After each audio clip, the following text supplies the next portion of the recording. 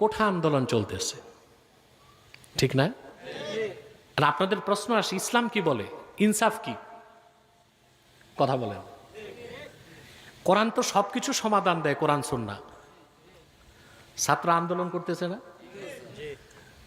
যাদের বিশ্ববিদ্যালয়ে পড়াশোনা করার কথা, স্কুলে পড়াশোনা করার কথা, গবেষণায় থাকার কথা, তারা আজকে রাজপথে আন্দোলন করছে।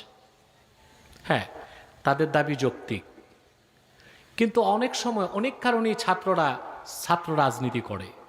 সব সময় ছাত্র রাজনীতিকে আমি সমর্থন করি না। ছাত্ররা যদি পড়াশোনা করার আগে রাজনীতিতে ঢুকে, তখন সেটা ভালো, যোগ্য, মেধাবী কাজের কোনো মানুষ হতে পারে না।